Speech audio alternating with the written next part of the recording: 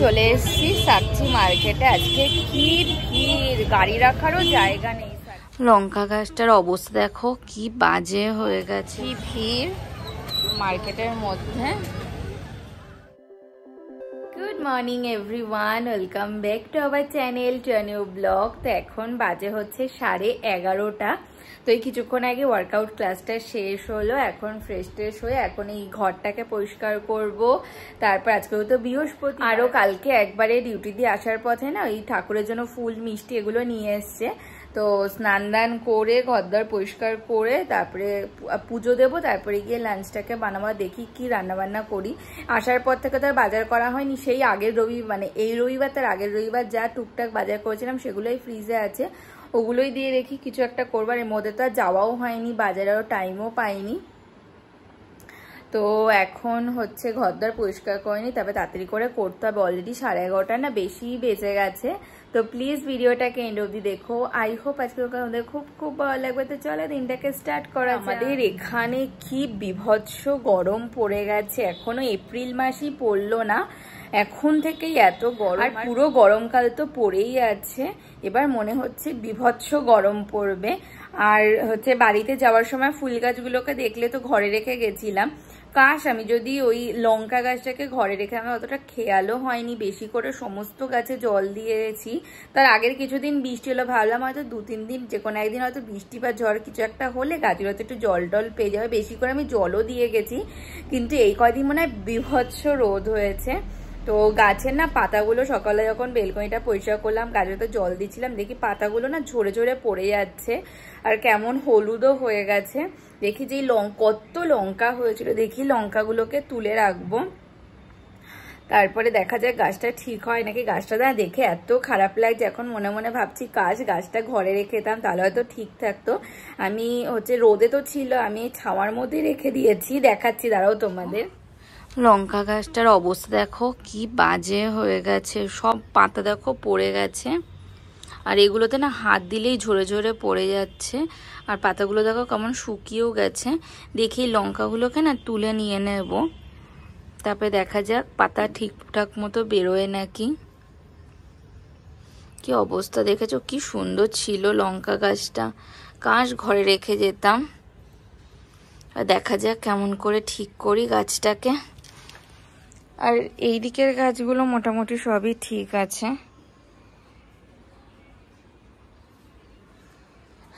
আর ওই পাশের এই গাছটাতেও অনেক পাতা না শুকিয়ে গেছিল, তো সেই পাতাগুলো পড়ে গেছে, কিন্তু হচ্ছে নতুন যে ডালগুলো হয়েছে সেই ডালগুলো ঠিকঠাক আছে।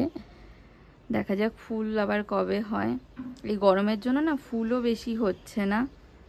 আর দেখো কেমন ফাঁকা হয়ে গেছে গাছটা, কারণ এই গাছটা তো শুকিয়ে গেছিল। আর নিচেও দেখো কত ডাল ছিল, সমস্ত ডালই শুকিয়ে গেছে রোদের জন্য। 3-4 দিন জল পড়েনি না। কাজবাজ করে নি, হয়তো না অনেক লেট হয়ে যাবে। এখন ঘরটাকে পরিষ্কার করব, আর তারপরে হচ্ছে ঠাকুরের বাসন টাসন মেজে পুজো দেবো। এখন বাজে হচ্ছে 1:45 মতো। তো আজকে পুজো দিতে অনেকটাই টাইম লেগে গেল, যেহেতু আজকে বৃহস্পতিবার ছিল।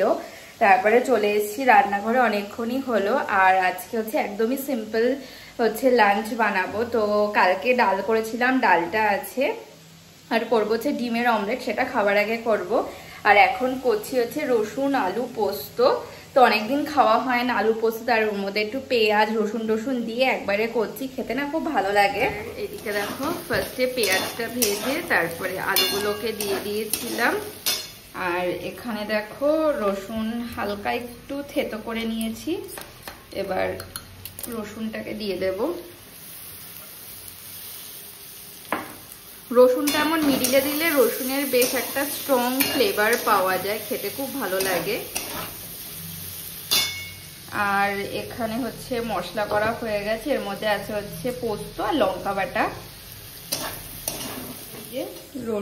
হচ্ছে লঙ্কা আর পোস্তর পেস্ট। আর এর মধ্যে না আজকে আমার সব গাছের লঙ্কা দিয়ে পেস্টটা করলাম, এবার দিয়ে দেব।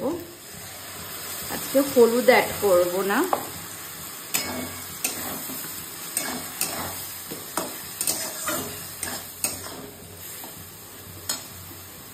একটু একটু কষিয়ে নিই, তারপরে জল দিয়ে দেবো। আর এদিকে ভাতটাও প্রায় হয়ে এসছে, এই এবার জল দিয়ে দেবো। বেশি দেবো না, কারণ আলুগুলো অলরেডি প্রায় 90% মতো সেদ্ধ হয়ে গেছে।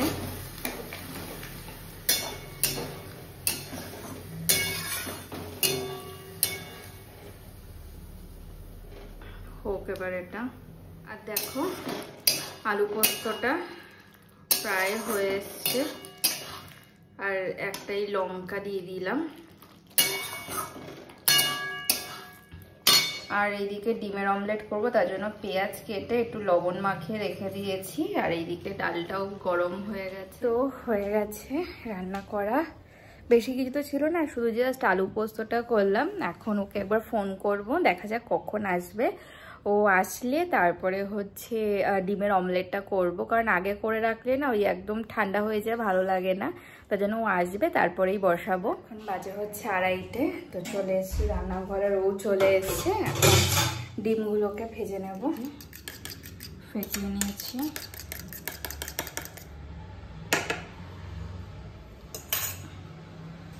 আর কড়াইয়ের মধ্যে তেল দিয়ে দিয়েছি।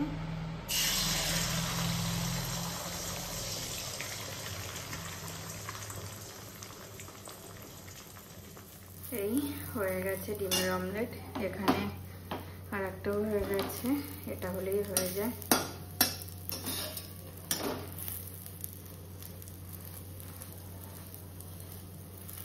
হয়ে গেছে ডিম ভাজা, এখন লাঞ্চ করে নেব।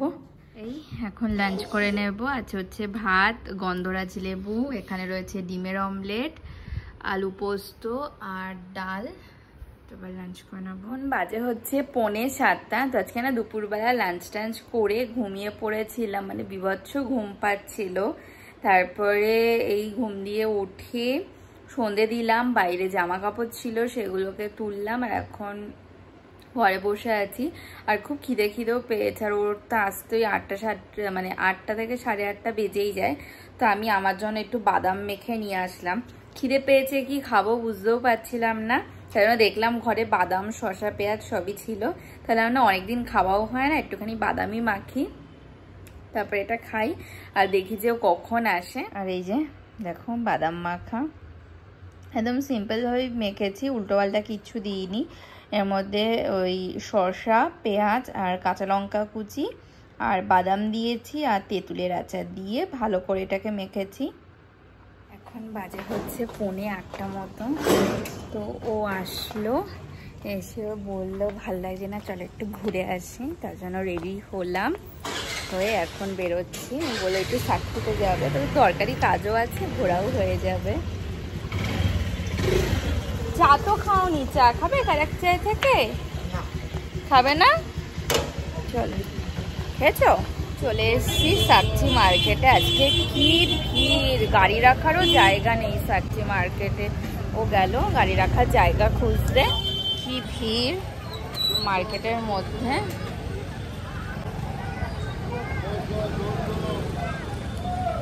ওই যে আজকে বৃহস্পতিবারই এত ভিড়। ভিড় কেন এত? বিভৎস ভিড় আজকে। বাজারের মধ্যে হাট টাইপের বসেছে, যেহেতু সামনে পয়লা বৈশাখ, ঈদ, অনেক কিছু আছে। আর কি ভিড়। এই দোকানে বোতল নিতে দেখো কালেকশন প্রচুর আছে।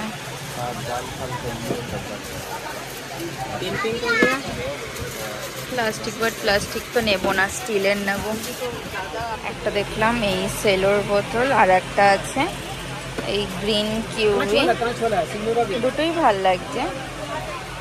এটা এখন যেটা বাড়িতে যেটা, সেটা হচ্ছে গ্রিন কিউবি, আর এটা হচ্ছে সেলোর। কোনটা নেবে?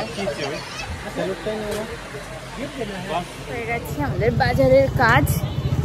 আর কি ভিড় আজকে বাজারে। চলো,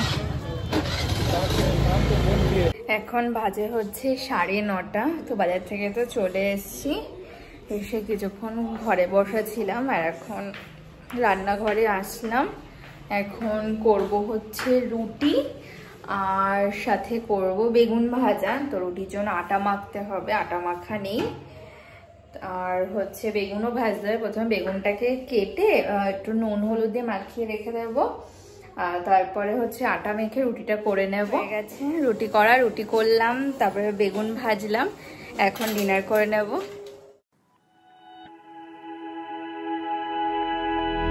Flashing lights dance with fire in the night. I'm wired.